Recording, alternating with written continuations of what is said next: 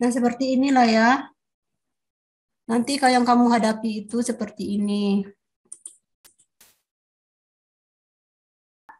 Ini tergantung ke penguasaan kalian. Kalian ingat karena ini terakhir, saya kasih tips sedikit saja ya.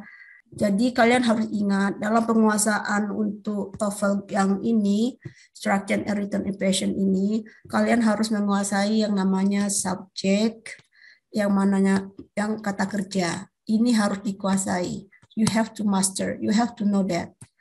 If you don't know which one is subject, which one is verb, tidak bisa lanjut ke tahap berikutnya. Sudah gagal. Kalau ini adalah basicnya. Basicnya ini penguasaan subjek, penguasaan verb. Nah, kalau sudah ini dikuasai, kamu bisa lanjut ke tahap berikutnya untuk menjawab soal. Kalau tidak, sudah gagal di sini, sudah tidak ada harapan lagi untuk bisa jawab. Tuh, makanya perlu latihan. Latihan mengidentifikasi mana subjek, mana kata kerja. Oke. This. What is the answer for example 1? The phone, ma'am. The phone, ya karena sudah dicetak miring di situ, the phone ya. The phone. Andaikan tidak dicetak miring, kalian bisa jawab enggak? Saya tanya dulu, I ask you, can you answer if there is no clue for the answer for example 1? Can you answer it? Mengapa? Yes, ma'am, can be answered.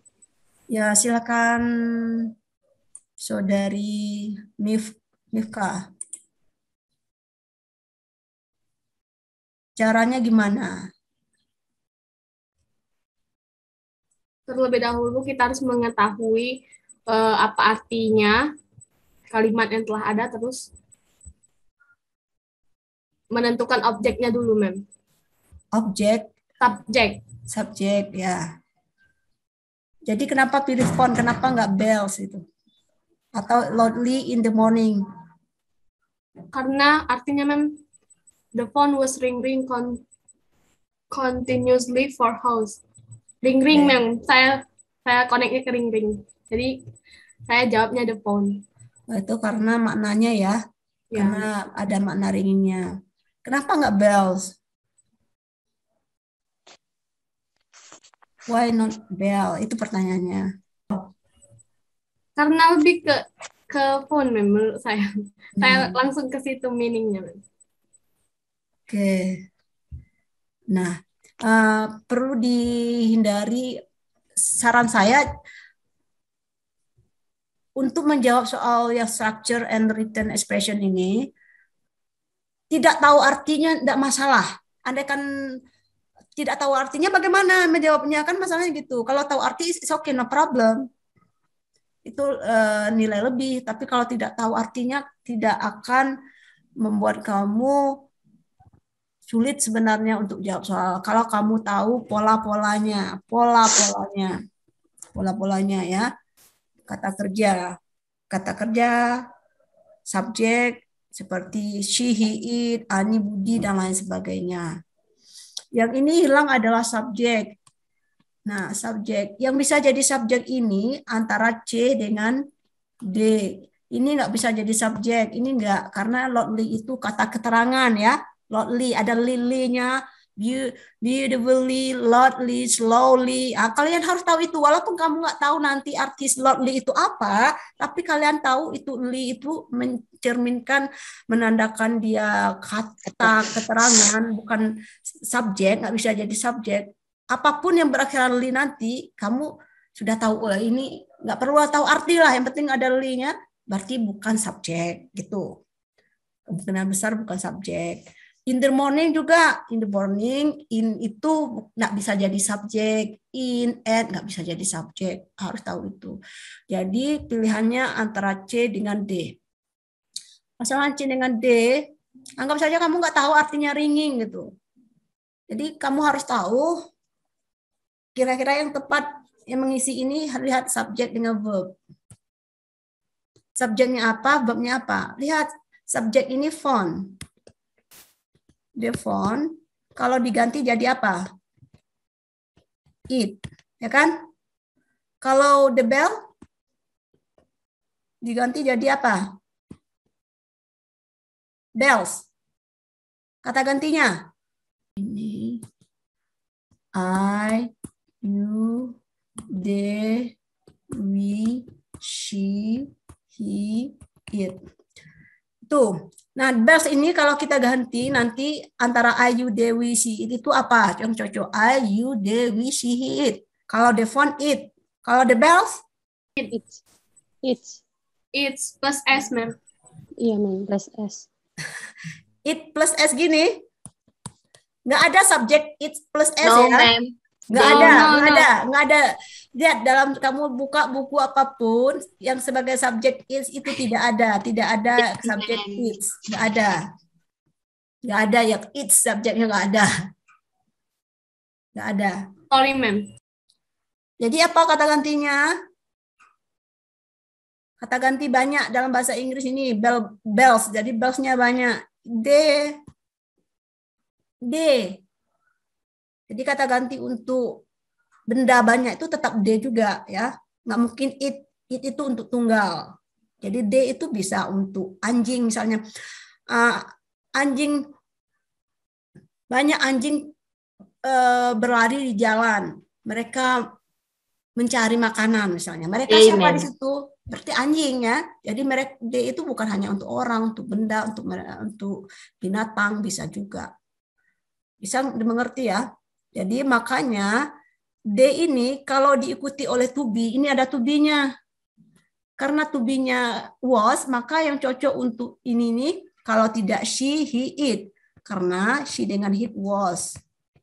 Kalau nanti ini baru where, ya kan? Karena setelah diganti bells ini D, maka nggak cocok was di sini.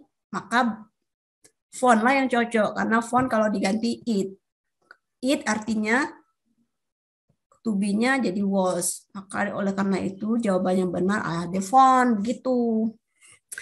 Ini bagaimana bisa menganalisa seperti ini tergantung pada sering tidaknya kamu menjawab soal. Nanti kalau sudah terbiasa mencoba latihan, nanti ibaratnya kata orang tuh temu celahnya. Nah, makanya harus latihan. Tidak bisa tidak latihan. Ibaratnya belajar matematika kita harus juga sering latihan ya biar lancar ketika ada persoalan. Jadi kita tidak lama berpikirnya. Karena untuk menjawab soal itu, satu soal ini harus dikerjakan kurang dari 1 menit.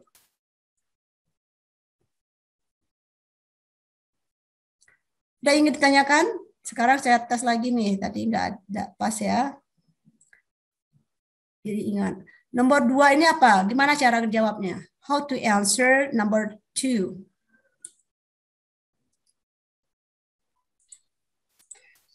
Newspaper. Are delivered. Are delivered ya. Karena ada ini. Coba nggak ada ini tadi ya. Disuruh kamu mikir dulu. Kenapa are delivered? Kenapa enggak delivery?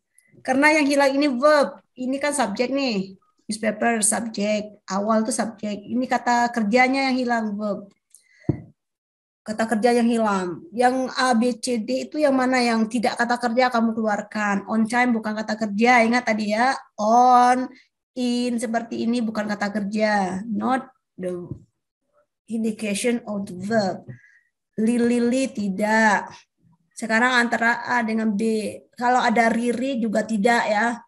Misalnya apa yang riri ya, delivery, stationery, itu enggak benda. Kalau begini, kalau sudah kamu tahu itu nggak usah kamu pikir-pikir lagi, karena pilihannya cuma ada 1 B, kecuali nanti ada pilihan C-nya is delivered misalnya. Baru kamu bisa berpikir lagi ke tindakan berikutnya. Ya, kalau tidak ada perbandingannya karena B saja ya sudah. Andaikan ada C misalnya ya, C is delivered, B are delivered. Kamu harus melihat subjeknya. Subjeknya apa ini? Newspaper kalau diganti jadi apa? Day, ma'am. Jadi D. Kalau D to be-nya adalah R, ma'am. Are. Begitu. Kalau newspapernya satu saja, tidak ada S-nya, maka ini yang akan kamu jadikan jawaban. Seperti itu jawabnya. Terakhir nih, jelas apa? The plan. The plan ini subjek apa enggak? The plan. Subject, ma'am. Subjek. Tunggal apa tidak? Enggak. Iya, tunggal ya, tunggal. Nanti kalau ketemu yang kata kerja tambah S atau tidak, baru kita bermain ke subjeknya tunggal apa enggak. Sekarang sudah ada subjeknya. Yang ada subjeknya, kita tidak perlu subjek lagi, berarti yang ada it-nya kita hilangkan, tidak perlu ya, karena kita nggak perlu subjek lagi nih, keluarkan dulu. Tinggallah si dengan will be. Sekarang kita lihat ada landing di sini, nggak mungkin ada verb ing double, descending and landing, nggak mungkin seperti itu, maka ini salah. Langsung saja, nggak usah pikir-pikir panjang, pasti B, D jawabannya, begitu. Jadi di scanning, cara jawabnya di scanning ya, cari subjek dulu, lihat subjek dulu, mana ya subjek ya? Oke, subjeknya tidak ada seperti nomor 1, berarti saya harus mencari subjek, cepat-cepat ya cari subjek, yang mana yang memungkinkan. Oke, ya ada 2 subjek, the phone and the bells. Mana kira-kira ya? Oh, saya lihat lagi setelahnya itu, kata kerjanya atau to be-nya. Oh, to be-nya was. Kalau was itu subjeknya harus tunggal. Yang tunggal yang mana? Yang C. Oke, begitu. Ini lihat lagi yang 2. Ini apa yang hilang ya? Oh, kata kerja yang hilang. Cari yang kata kerja, yang ada kata kerjanya. On time bukan kata kerja, regularly bukan kata kerja. Karena nggak mungkin Lily itu kata Lily jadi subjek misalnya. Oh, jadi kata kerja. Kemudian delivery juga on time. Jadi salah satu jawabannya B. Lari lagi berikutnya, the plan. The plan itu subjek. Berarti yang hilang adalah kata kerja atau pembantu kata kerja. Landing, taruhlah landing. Ingat landing ini. Oh, landing ini kata kerja ing, taruhlah gitu ya. Menurut Mandeli itu nggak boleh kata kerja ing itu langsung berdiri sendiri, harus ada to be gitu ya. Bagaimana ya? Ini ada to be, ini ada is to be, ini ada be. Bagaimana ya? Apa yang ya? Ini sepertinya C. Tapi C-nya masa double ing nggak ada pola seperti itu, lewati. Ya kan? Ini B. Nah, ini B ini kenapa seperti itu? Karena memang B ini to be juga. To be karena 2 dia nggak boleh kita pakai will is, maka yang satunya dibikin B. Aturan lainnya adalah begitu. Jadi 2 auxiliary verb, kata bantu kata kerja, will kata bantu juga, kata kerja is juga, maka salah satunya harus diubah. Nah, seperti inilah yang kalian akan dapatkan nanti. Nah, untuk mahirnya itu latihan, dan latihan. Okay, any questions? Tapi ini latihannya. Latihan untuk mengasah kemampuan kalian melacak mana subjek, mana kata kerja. Ini salah satu latihan yang diberikan. Ini soalnya bukan saya yang buat ya, memang dari buku TOEFL-nya begitu. So I don't make these items by me myself. I got directly from the source book.